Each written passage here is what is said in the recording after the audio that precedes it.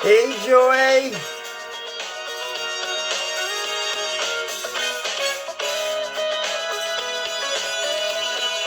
Thank you. I am the wardrobe guy, makeup, tech, lighting.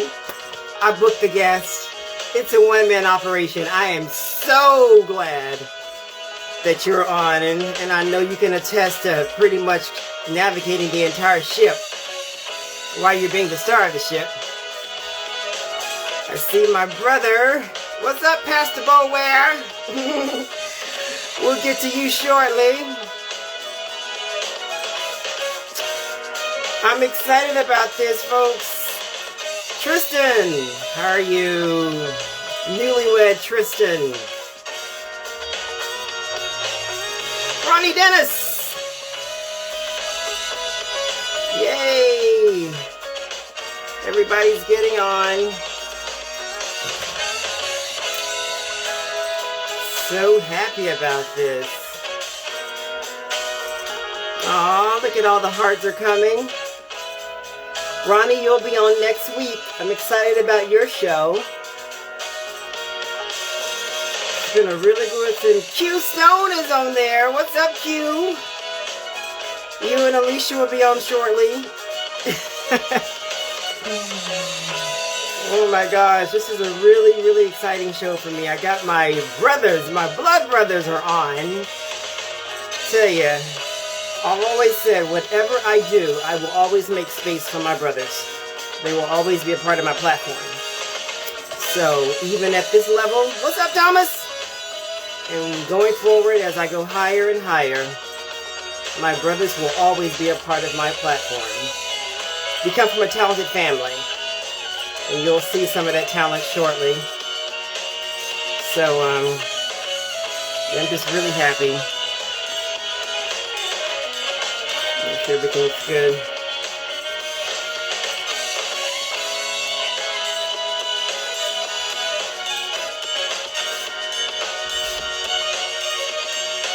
All right.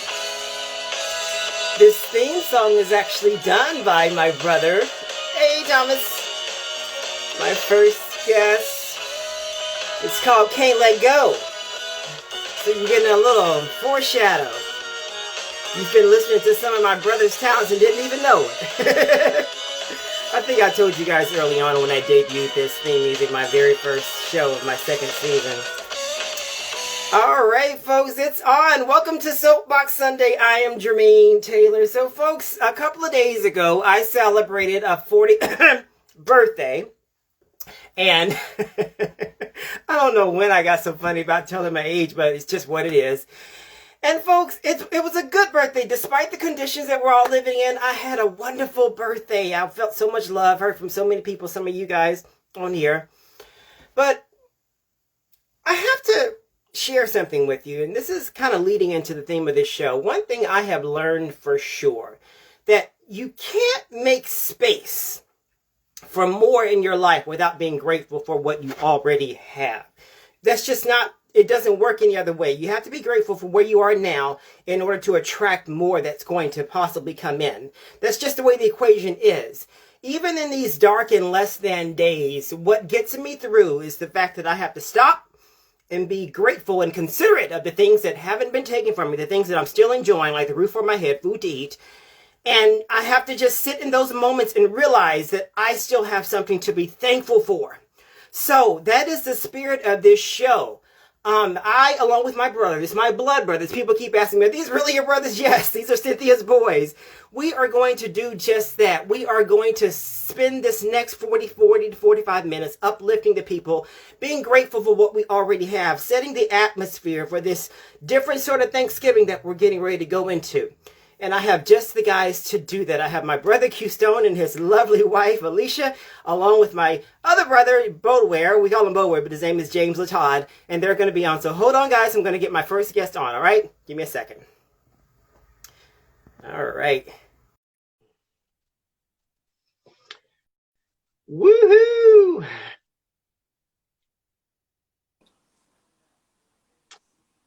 All righty. Uh-oh, there we go. How are you? I'm well. How are you guys doing, Good. Quincy and Alicia? Another happy birthday or belated birthday. No problem. I enjoyed it. It was a really good birthday. It was interesting because I went into it thinking, what kind of birthday is this going to be? Because I was like looking at all the birthdays that I've been, sending birthday wishes to prior to. And people kept saying, yeah, it's a good birthday despite the conditions. So I didn't have a lot of expectations. But just hearing from so many people, I mean, people I hadn't heard from since college. And I was like, I guess people got time on their hand for one thing. But it was just a really good feeling, and I felt so loved. And I was thinking about what we're going to do today, and it was just a really good. And plus, it was on a Friday, so it was kind of mellow. They gave me the day off, so it was just a really good birthday into these 40 years that I've been on this earth. He might can verify the age, but I ain't. And if he do, I'm going to lie and deny. Q Stone, what's going on, baby bro? Ain't too much, man. Ain't too much. I tell my people all the time, I was like, this theme music that you're listening to, this is the architect of it. It's called Can't Let Go. Hey! I tell you, I've gotten so many comments about it. It's so uplifting. It has a throwback feel to it, but it's very now because it keeps people, and it sort of sets the tone for the show. Even if we target like dark matters on the show, it lifts it up. Yeah. So thank you for helping me set the atmosphere to that. Yay! So you guys did something really, really monumental throughout this really tough year. You got married. Yeah. It's interesting. When you guys first announced your engagement, it was last year, and then the world changed. Yeah. And I remember I was going back and forth with our other brother, King. He lives in Pennsylvania. Mm-hmm. There's 4 of us guys. There's me, James, King, and there's Quincy. And I was going back and forth with him, and we were like, okay, are you still going? He goes, yeah, I'm still going. Quincy ain't canceled it yet. And then I said, well, have you talked to him? He said, no, it's still up. And then I called him again. Are you still going? Yeah, we still going. I said, well, I haven't canceled my ticket yet. Still going. And then lo and behold, we get the call. How tough was that for you guys to decide that, you need to pull back and just sort of wait? Like, what were you going through? I was probably going through more than he was. Being a planner and just trying to hold on to it. Funny thing is, while y'all were discussing it, we were kind of discussing it like, okay, no, they haven't canceled. So we were really concerned about you guys. So it was kind of like, what do we do? Okay, we know Jermaine still has his ticket. We know King still has his ticket, but it's not looking good. So yeah, we went back and forth, and then I think King just finally said something, and we were like, okay, well, yes, we're going to have to cancel it. We're going to have to schedule it. And so, I think it was just the best for everybody, but it's hard. It is. Of course, I mean, we still got married. We actually kept our date because the date was important. So we kept May 24th, and we were just going to go on May 24th and then have the ceremony in July, but COVID said no. And so COVID said no. COVID said no. And so, I mean, we still got married. We just looking forward to still doing the celebration with the family, because my whole thing is family, making sure you guys were there and all the family was there. So, and that's going to happen. That's definitely going to happen. Yes, it will happen. Yeah, it was more of a safety concern with this all. Like I said, I was down and committed, but when I started seeing the news, I sort of knew you guys were going to shift, but I was just sort of waiting to hear, because I didn't want to jump the gun, but I was just waiting to hear from you guys because I sort of kind of knew where it was going. But you guys are like newlyweds in the most opportune time to be newlyweds in quarantine, So is quarantine sort of made for this kind of life that you're living? Is it made for it? I don't know if it's made for it. I guess it did. I guess us being newlyweds, it was probably cool for us because we wasn't like tired of each other, so we was getting to know each other. So it was kind of cool for us, I believe. It's like a long honeymoon, I guess to say. Yeah. Mm-hmm. Yeah, I guess it was different because we both were here initially. Mm-hmm. So once we got married and moved, we both were at home. Mm-hmm. Right. So that's probably different than most, no separation in terms of going to work or going out with friends, but it's been good. It's been really good. It's been cool. Now, speaking of different, you are like with Paisley Blue all on social media. So you keep your fingers in the pulse on, all things lifestyle, culture, everything that's going on with Houston, different restaurants and stuff like that. Yeah. Are you pretty much trying these cuisines that you would see at these restaurants at the house now? I am, and you know, I got me a nice vegetarian, so that's I know. that's different. But actually, I'm kind of getting into that too. So that's we have been cooking a lot. She made some cashew cheese the other day. It was good. Yeah, so you posted some things the other one time, and I was like, wow, how did she come up with that? I think it was it calamari? It was something that was breaded. Oh, it was. You know what I'm talking about? The fried cauliflower? No. The fried cauliflower. Yes. Yeah. I was like, that right there is the ticket. The book is the frying king. So anything now that I'm like, ooh, let's try some asparagus. You gonna fry some asparagus? Like, if we're gonna go vegetarian, I mean, at least give me the fried. You gotta spicing it up. You gotta find ways to diversify, because you get kind of one note and you get kind of tired of it, and you want to go back to what you really know. Yes. Yeah. Yes. Now, Q, these creative juices. I remember a post back in September where you were working on the soundproof room. Yes. How is that coming along? It's coming along. I should be. I'm fine tuning some stuff right now, so I should be open sometime this week, ready to roll. So are you putting out a lot more music? Like, what's going on creatively right now? What's going on? As soon as I finish, like, I've been in building mode and constructing mode, so I'm just now gradually getting back into all this creative mode. So so I'm ready. Just to give you a little backstory, my baby bro, guys, he is a Southern hip hop gospel architect. You got to check him out. The sound is so unique. Yes, he's caught the attentions of the people like Dorinda Clark Cole, serves on panels of the Gospel Workshop of America, always collaborating with artists. The youth are his mission. He knows how to reach them on their level. So that's what he does. It's called Southern Hip Hop Gospel. And I got to tell you, I find myself bumping to it. Do you hear me? No, seriously, it's a really, how did you come up with that? Was it just something that just sort of morphed? Because you started out in the secular. I remember you were doing beats, because you even came out here one time and you spent some time in the studio with me. Well, not with me, but out here. And then it sort of morphed into your true calling, is what you like to say. So how was that journey for you? I mean, did something just happen, or you just decided you just wanted to change focus and be a little bit more intent? What was that process like for you, bro? It was a gradual thing. I had stepped away for a little while to just kind of work on myself.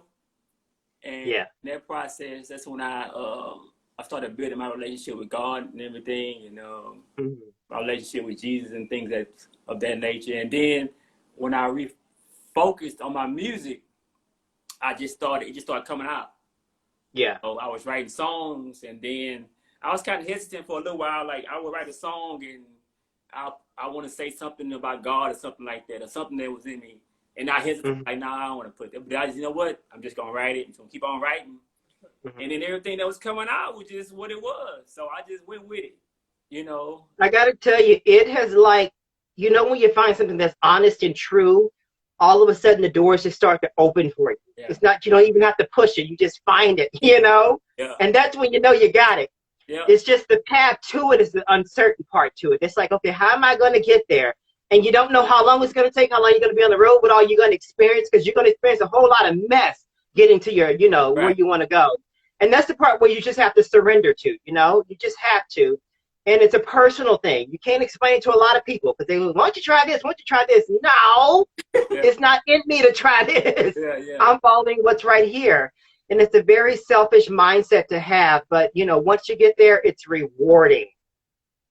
You do a lot of event planning, sis-in-law. Do you think this industry is all of a sudden going to boom when we get out of this? I mean, will people be just outside 24/7, even at 4 o'clock in the morning? You know what I mean, what do you anticipate for that part of our lives? I think so. Yeah, definitely think so. And I think it hasn't totally gone away. It has a little bit for more of your hotel industry type event, and those who work in those venues. But we were able to shift. People are doing stuff in their backyards a lot in Houston. Yeah. So I see a lot of event planners doing a lot of dinners, a lot of weddings. But after this whole thing is over, yes, I think it's all gonna come back. So if you can just on, it's gonna be a big year for celebrations for corporations as well as personal celebrations. Oh God, I tell people all the time, where we are right now is a sifting. If you can figure out a way to keep your sanity and stay productive, I agree. Yeah. You know what I'm saying? Once we get to the side, it's going to be ridiculous. And a lot of people aren't going to make it because they're just holding on to what they know, you know? But this is just a really good time for people like us that are pretty much fortitude and thought, and we want to get stuff done yesterday anyway. Yes. You know, so I really like that. So your family, Alicia, I know you come from a big family. Yes. The scaling down and the social distancing is kind of keeping us from each other. Are you guys adjusting okay with that? Like, what's going on? We've had to adjust. I would say okay, mostly because my grandmother is 84. She's 84 this year. And so what we've had to do with her is pretty much keep her at home besides doctor's appointments, go by there one family at a time with your mask on. Of course, we can't get her to keep her mask on. But, but that's a whole nother story. But I bet it is. Yeah. Oh, folks. This is the first Thanksgiving, 60, probably in 60 years that the family hadn't gotten together outside of one other time. Yeah. So it's going to be different. Right. We'll still be taken care of. She'll probably have 10 plates brought by, but, you know. She'll be good for the entire week after. Yeah. Different because it'll be the first Thanksgiving she hadn't cooked anything, so that's Oh, she still cooks at 84 years old? Oh, she was cooking up till last year, and she would cook major stuff. She would cook the dressing, she would cook the rolls, the peas. What you say? Me and Quincy know a little something about that because our grandmother, before she started to decline mentally, she would burn in that kitchen all Tuesday and Wednesday. Yeah. And when we got to the house, I mean, all of her sisters can cook, but she just took so much joy in just feeding us. Yes. And that house, even when I go to the back home, that house still has that smell from it. You know that smell. Yeah. We love our granny. Yeah. Bless her heart. And we'll still sing. I tell you, that's the one thing they ain't taken from her. Throughout her dementia, her middle decline, she will strike out a number in a minute. Yeah. It's amazing. To me, it's amazing. It is, and we love her for it. All those songs for one. And then she's a part comedian, too. I don't know where she gets that from. She loves to keep us laughing. Yes, she is. So what are you guys, other than being together, finding each other after, living your lives, wondering if you're going to find the one, and then you found the one, what are you most thankful for at this moment? Like, what is it that you are like, you know what, it's been a tough year, but this is the number one thing that I'm still thankful for? Alicia, I'll start with you. Okay.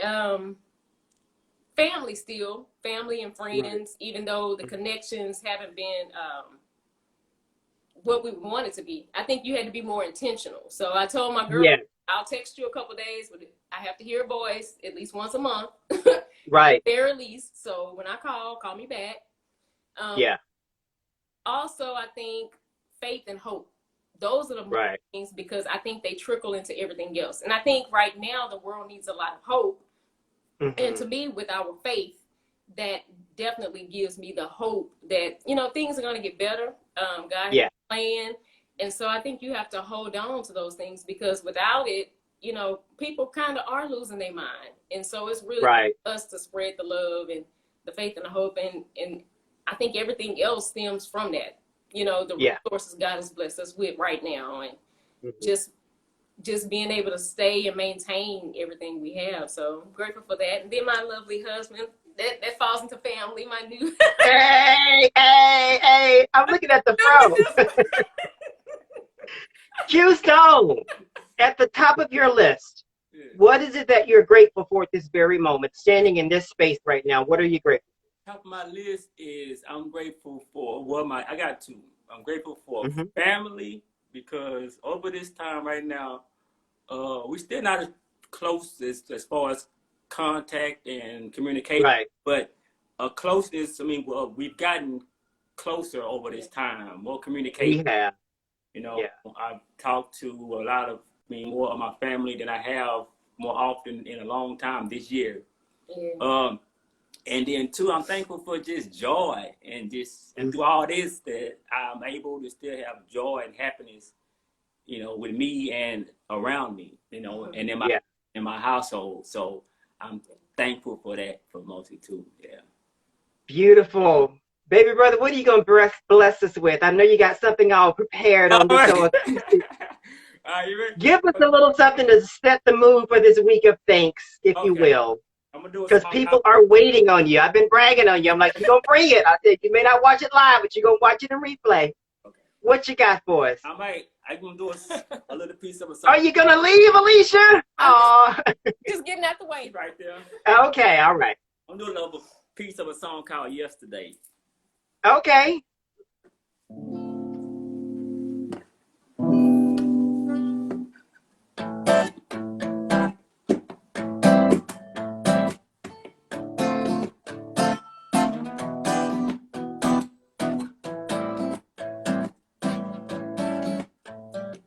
Every time I wake up in the morning, I just want to clap my hands. And when I hear them birds outside humming, I just want to clap my hands. See, 'cause I'm ready for another day to see what's ahead of me, what's in store for me. I'm too strong to cry. I can't let life pass me by. Sitting here worried about yesterday. I can't worry about yesterday. Many times we hold on too long. Them things in the past should have been gone. We go through it, but we learn, then we let it go. Put it in the trash, throw it out the window. I understand how it feels when you get hurt. You put your heart on the line, but it didn't work. You put your time on the line, but it didn't work. But you keep looking back, so it's getting worse. You better ask somebody. You better forget it before you hurt somebody. While you sitting at home, looking tired, feeling sick. You thinking about the past while your blessings being missed. So before your time's up, you better press on, 'cause tomorrow ain't promised. So in the morning when you open your eyes up, count it all joy, 'cause you're able to rise up. Every time I wake up in the morning, I just want to clap my hands. And when I hear them birds outside humming, I just want to clap my hands. I want to clap my hands. See, 'cause I'm ready for another day to see what's ahead of me, what's in store for me. I'm too strong to cry. I can't let life pass me by. Sitting here worried about yesterday. Don't worry about yesterday. Don't worry about it. Don't worry about it. Don't worry about it. Don't worry about it. Oh my God, Q! What an appropriate song. We can't worry about what's behind us. We got to press toward the mark. Yes, yes. Oh my goodness. Get back in here, Alicia, for this little closing. Let me see you. Oh my God, I didn't know what you were going to prepare, but that is so perfect. We can't worry about what's already done. You know what I'm saying? We can only build on it. Yes. Yes, indeed. And when you hear those birds humming, just clap your hands. Oh my God, I'm so happy. Yeah. You got to send me that so I can blast it a little bit more. Thank you guys so much for doing this. I was really, really happy that you guys said yes. And I just wanted to set the atmosphere, set the tone for what's going to be a very difficult Thanksgiving for a lot of people. But I knew that you guys had the goods. It's already baked in with what you've done. You know, this is Thanksgiving right here. Look at that. My baby brother and his new bride. I am so thankful for this. I love you both, okay? Thank you. Thank you so much for doing this, and we'll chat soon. Bye. Happy Thanksgiving, family. Bye-bye. Happy Thanksgiving.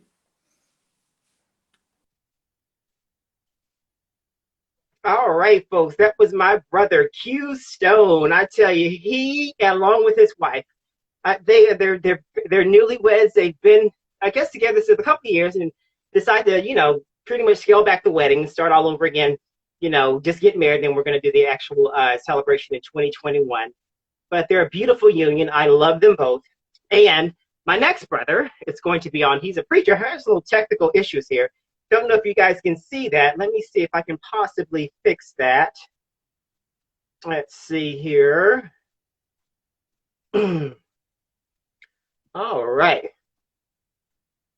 Okay, I think they got off. So if not, we may have to try something. Let's see. Let me try this again. Guys, are you with me? I'm trying to get my other brother on. I'm just having a little bit of technical issue here because it's still saying that I can only allow one brother at a time. And let's see here. Hold on. Okay. Quincy and Alicia, if you're still on, go ahead and let yourself off because I'm just getting a little weird symbol there that I can't. Let's see. Hold on. Okay. I tell you, this is Instagram Live, folks, so we do have technical issues every now and then. But if not, we'll just have to just start all over and get my next brother on. But I'm pretty sure I can rectify this if it'll just stop spinning. Hold on. Okay, cool. This might work. There we go. Bam. Well, folks, I may have to just jump off this one and get on the other one because I can't get. Oh, okay, there we go.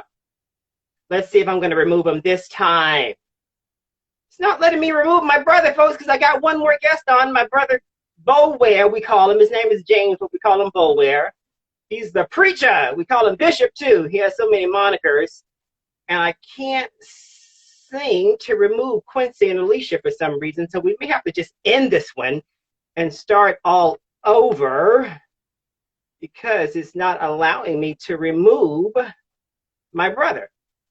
So I'll tell you what, let me try this. And if not, please join me on the second half of this live because I really want you guys to experience these uplifting words from my brother, Boware. And I can't seem to, let's see, try one more time. All right, let's try it one last time here. I got so many guests on and I'm so happy. I don't want to lose any of you guys. But this is weird. So I'll tell you what, I'm going to start this whole video over so I can get my brother Boware on. So if you guys are hearing all this, join on this next live because I can't seem to remove my brother Q to add my other brother on. So give me a second and we'll start this one more time, okay? Thank you, guys.